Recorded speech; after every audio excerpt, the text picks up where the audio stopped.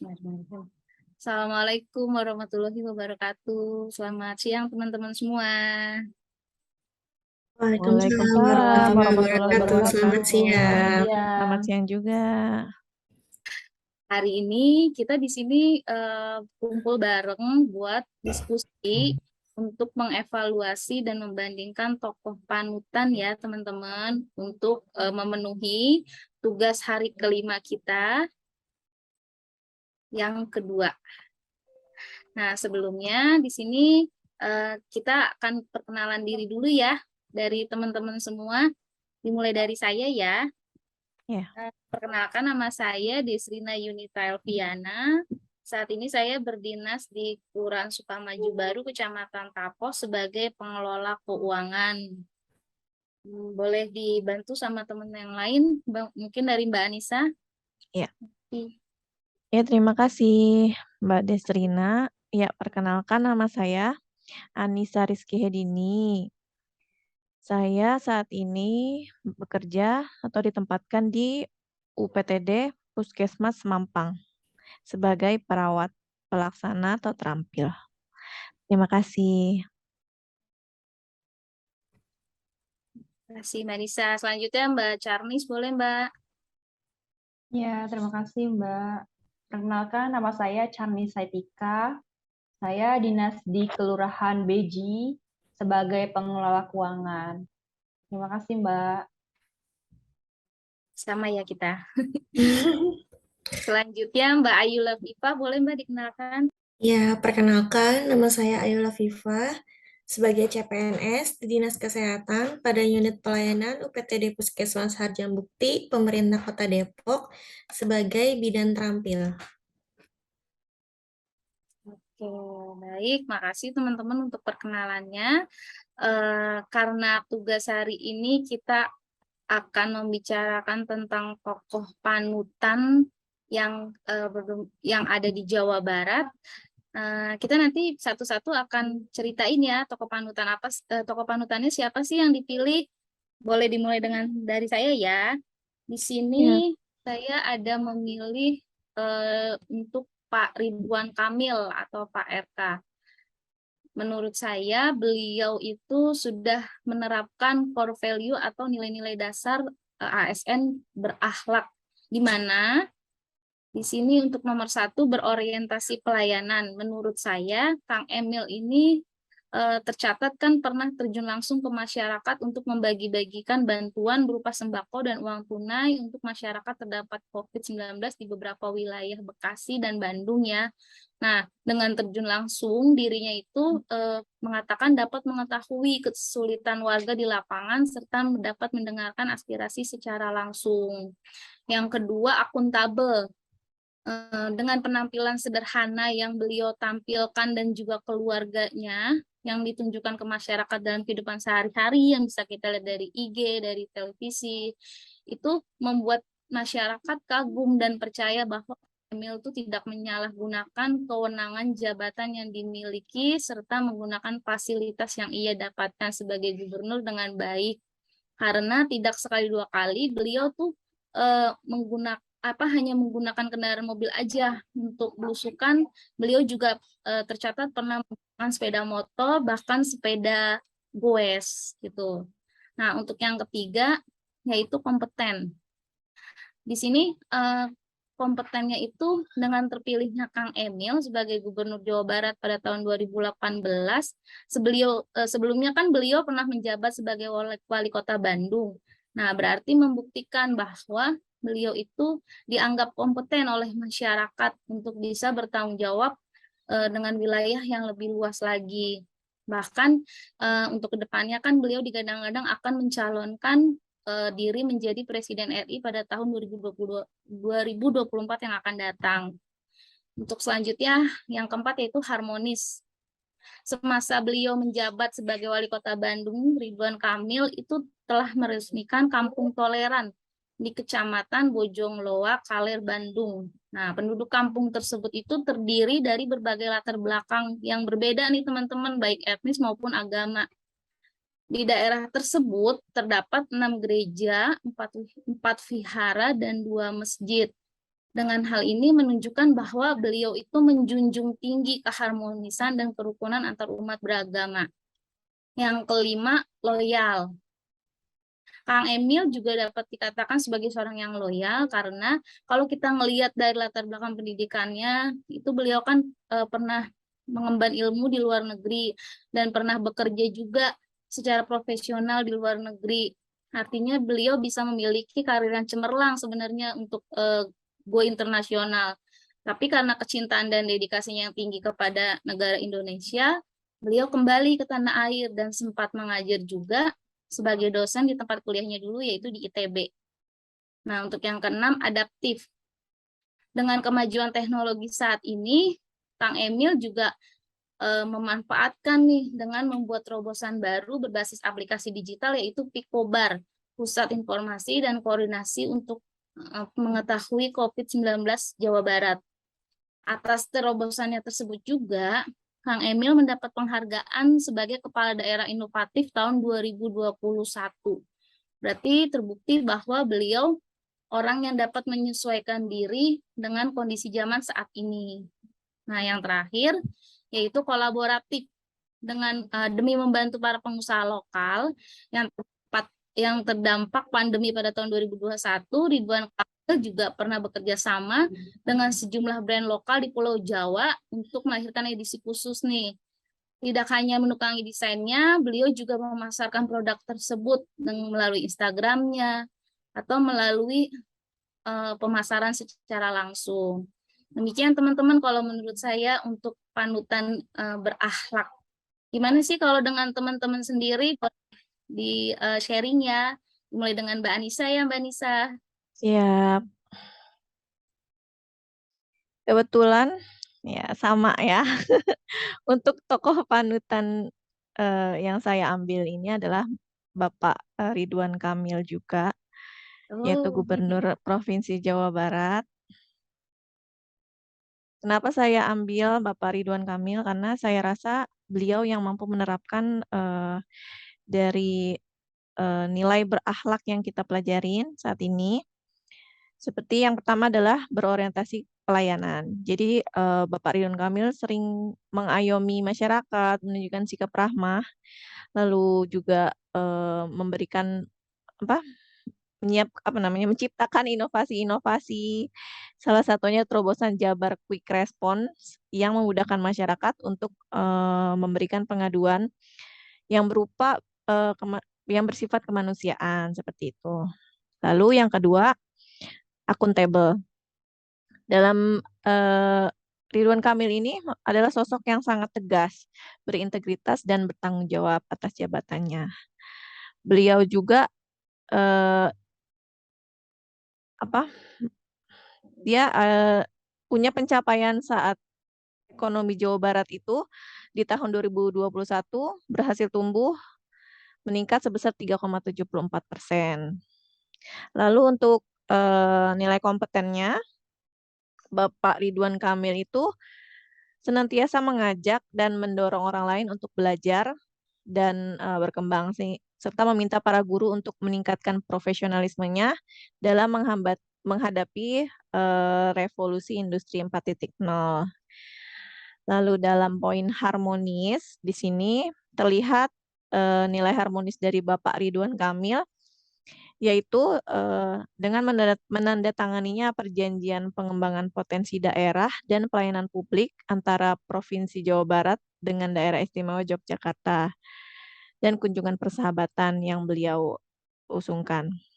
Lalu ada yang kelima yaitu loyal. Di sini nilai dasar core values ASN yang ditunjukkan Bapak Ridwan Kamil adalah beliau memilih untuk mundur dari pencalonan saat menjadi calon gubernur DKI karena saat itu beliau masih menjabat sebagai wali kota Bandung. Di situ kita bisa lihat nilai berakhlaknya yaitu loyal. Lalu yang keenam ada adaptif. Di dalam poin adaptif ini, beliau adalah sosok pemimpin yang mampu membawa organisasi masyarakat mengaruhi perubahan yang terjadi di era digital saat ini. Seperti itu. Salah satu kebijakannya yaitu tentang Bandung Smart City. Lalu yang terakhir adalah kolaboratif. Beliau mampu menjalankan pemerintahannya dan merealisasikan program kerjanya dan tidak terlepas dari kerjasama-kerjasama dari pihak-pihak manapun, baik dari dalam negeri maupun luar negeri. Seperti itu. Itu aja sih nilai-nilai berakhlak yang ditunjukkan oleh beliau yang dapat dijadikan contoh oleh kita. Seperti itu Mbak Desrina. Oke, makasih Mbak Nisa. Berarti kurang lebih sama ya pandangan kita ya tentang Pak Ridwan Kamil.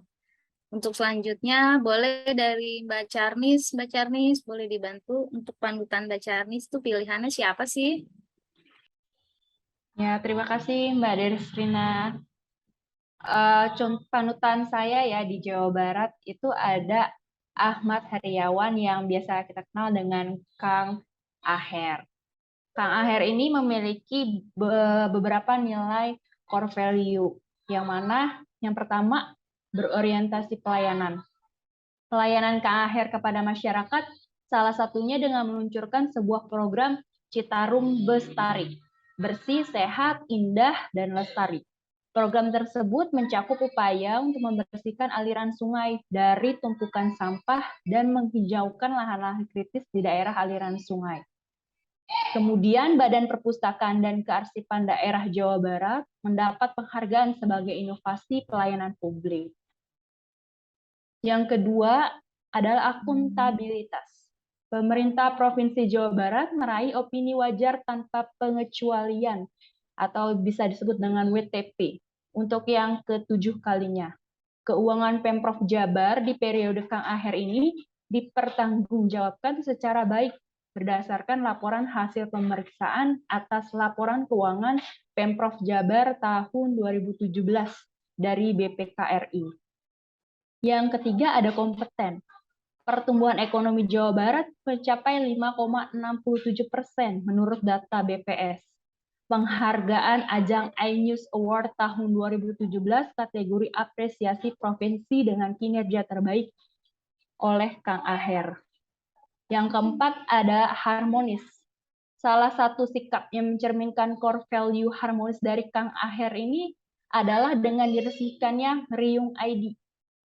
Riung ID itu apa sih? Riung ID ini hadir sebagai perantara warga Sunda yang ingin berkontribusi di Tatar Sunda dengan warga Sunda penerimaan manfaat.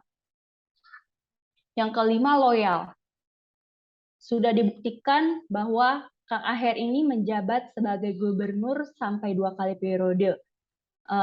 Sikap loyalnya tercermin dengan mendedikasikan dirinya untuk kemajuan daerah Jawa Barat. Yang keenam ada adaptif. Kang Aher menciptakan 3 inovasi pelayanan publik pemerintah Provinsi Jawa Barat diantaranya. Yang pertama, aplikasi peningkatan pelayanan perizinan melalui program Sistem Informasi Pelayanan Perizinan untuk Publik atau yang dikenal dengan Simpatik. Yang kedua, manajemen kepegawaian melalui Sistem Tunjangan Penghasilan Pegawai (TPP). Ya. Yang ketiga, inovasi Isamsat, Sistem Informasi Pajak Online pertama di Indonesia, diluncurkan untuk memberikan kemudahan kepada masyarakat wajib pajak sewaktu membayar pajak kendaraan bermotor atau PKB tahunan. Dan yang terakhir, kolaboratif. Kang Aher ini mendapat penghargaan dari Kemendagri karena dinilai mampu menggerakkan program prioritas dengan membangun sinergi antara pemerintah pusat dan pemerintah daerah. Kemudian Kang Aher juga melakukan kerjasama dengan Maroko dalam bidang pendidikan dan perikanan. Demikian paparan dari saya. Terima kasih. Oke, makasih Mbak Charnis. Berarti sebenarnya Pak Ahmad Heriawan atau kita sebut dengan Kang Aher juga sebenarnya salah satu senior dari Bapak RK ya. Iya, betul. Sebelum Pak RK menjabat. Iya, benar. Oke, selanjutnya dilanjut dengan Mbak Ayu Lafifa. Boleh Mbak di-sharing tokoh panutannya siapa? Iya, terima kasih Mbak Destrina atas kesempatannya. Kebetulan sama nih dengan Mbak Destrina dan Mbak Anissa, tokoh panutannya Pak Ridwan Kamil juga. Atau biasanya disebutnya Kang Emil ya, sapaan hangatnya. Kenapa saya memilih Kang Emil gitu sebagai tokoh panutan Jawa Barat? Karena pertama dia itu orang yang penuh cinta gitu ya, sama istrinya juga salah satu suami yang sangat mengayomi istrinya. Dari segi keluarga saja dia sudah sangat mengayomi gitu. Bahkan istrinya juga suka dipanggilnya Ibu Cinta, padahal namanya bukan Ibu Cinta kan, tapi beliau suka memanggilnya Ibu Cinta gitu. Iya benar-benar. Iya, terus saya juga salah satu followers beliau di Instagram yang sekarang udah hampir 19 juta followersnya. Ya menyenangkan saja untuk mengikuti Instagramnya gitu dengan balasan-balasan komennya, terus konten-kontennya yang menarik juga untuk diikuti. Padahal biasanya kalau untuk pejabat gitu agak susah ya kita untuk mengikuti, tapi kalau untuk Pak Ridwan Kamil lumayan menyenangkan menjadi followersnya. Kang Emil ini salah satu orang yang menerapkan ini juga nilai berakhlak dengan baik juga. Yang pertama berorientasi pelayanan. Jadi saya melihat Kang Emil ini sebagai Gubernur Jawa Barat itu sering terjun langsung ke masyarakat. Beliau sangat mengayomi masyarakat dan mampu menjawab keluhan dengan mengeluarkan terobosan atau yang tadi sudah disebutkan ya, Jabar Quick Response gitu. Jadi salah satunya yang dia itu berorientasi pelayanan, jadi menginginkan keluhan masyarakat itu bisa diterima gitu atau bisa mendapatkan solusi. Yang berikutnya, poin berikutnya tentang akuntabel. Bapak Ridwan Kamil juga melaksanakan tugasnya dengan jujur, bertanggung jawab, cermat, disiplin, dan berintegritas tinggi. Hal tersebut dibuktikan dengan adanya terobosan juga, yaitu beliau menghadirkan program Jabar Open Data. Jadi di situ data-datanya bisa dilihat secara transparan oleh banyak orang juga. Poin berikutnya tentang kompeten. Iya jelas beliau ini salah satu orang yang kompeten ya, karena pertama dari segi kualifikasi pendidikannya, beliau sebagai arsitektur, sebagai pendidik juga, serta sebagai politikus juga. Kemudian dinilai beliau itu memiliki pengalaman yang cukup baik dalam memimpin karena sudah pernah menjadi wali kota Bandung, kemudian sekarang menjadi gubernur Jawa Barat. Selain itu, Kang Emil juga menerima banyak penghargaan dan prestasi ya dari berbagai lini, misalnya seperti Urban Leadership Awards yang pernah beliau dapatkan. Nah, poin yang nggak kalah pentingnya itu harmonis. Salah satu slogan yang saya suka dari beliau yaitu kepemimpinan di masa sekarang ini adalah kepemimpinan di tengah dan memberi contoh. Jadi beliau itu menginginkan beliau menjadi pemimpin yang mendorong orang-orang untuk maju dan menarik orang-orang yang kesulitan agar bisa maju bersama. Salah satunya dari akun Instagramnya itu ya.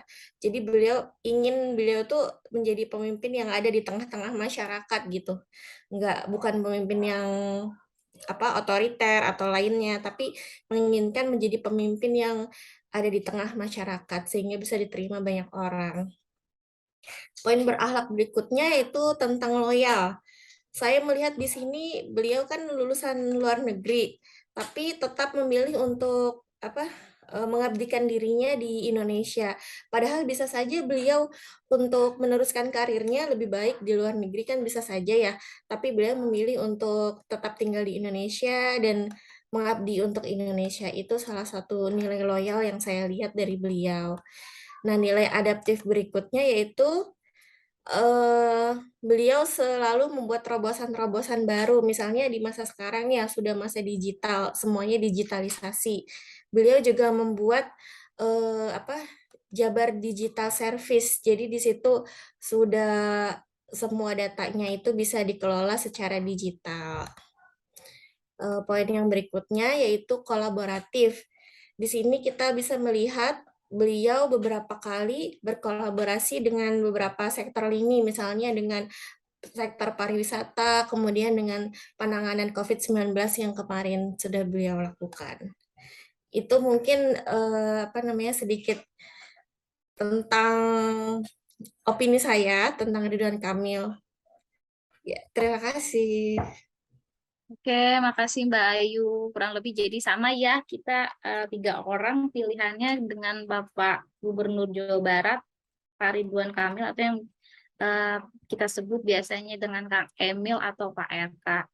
Nah, sehubungan tugas kelompok kita adalah untuk menetapkan satu tokoh dengan tanpa mengesampingkan tokoh-tokoh lain, kita voting ya teman-teman. Jadi menurut kalian siapa sih yang mau kita jadikan tokoh panutan untuk kelompok kita?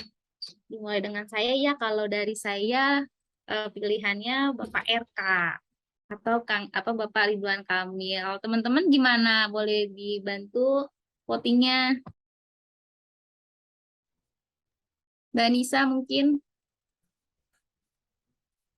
Kalau dari saya, jujur ya memang tetap sama Kang Emil ya. Karena memang dari kenalnya aja kita udah tahu gitu gimana Kang Emil, gimana Pak Ridwan Kamil yang aktif di sosial media dengan interaksi kepada masyarakat yang benar-benar kayak temen kayak gitu. Kalau dengan Mbak Charnis, gimana Mbak Charnis? Ya Mbak, pas menentukan tokoh siapa nih yang di Jawa Barat yang jadi panutan, Ridwan Kamil termasuk list saya. Jadi saya galau nih antara Ridwan Kamil atau Kang Aher ya kan. Nah karena teman-teman banyak nih milih Kang Emil, ya sama juga, bukan berarti saya nggak suka sama Kang Emil, saya juga suka. Ya ngikut teman-teman, berarti yang paling banyak Kang Emil. Karena emang Kang Emil berbaur ya sama masyarakat, nggak ada sekat antara pemimpin dengan rakyat tuh nggak ada sama sekali. Benar. Itu yang dilihat ya. Oke, berarti Mbak Charnis juga ke Kang Emil ya, walaupun sebenarnya tidak mengesampingkan dengan Kang Aher sendiri ya. Ya betul. Bayu pasti Bayu dengan Kang Emil juga ya. Iya, sama Mbak, saya juga tokoh panutan yang mungkin bisa dijadikan panutan. Ya, salah satunya itu Kang Emil. Soalnya Kang Emil dari core value berakhlaknya di masa sekarang itu bisa kita ambil gitu sisi positifnya. Dan mungkin nanti sampai beberapa tahun kemudian juga tetap menjadi tokoh panutan yang lagi in-innya gitu. Dia kan lagi happening banget kan. Iya.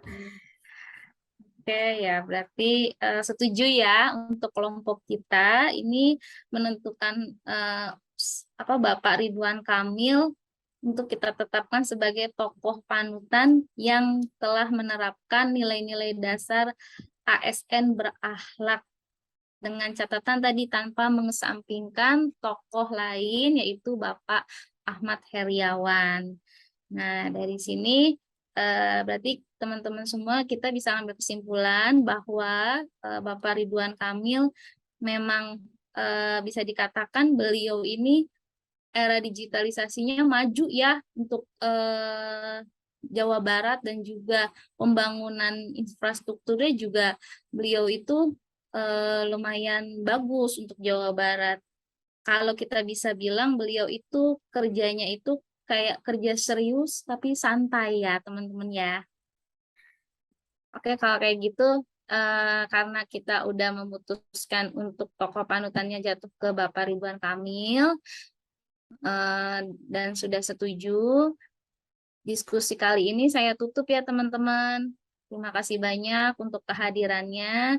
Jadi ini tugas kita untuk memenuhi hari kelima tugas kedua tentang tokoh panutan sudah ditetapkan jatuh ke Bapak Gubernur kita, yaitu Bapak Ridwan Kamil ya teman-teman ya.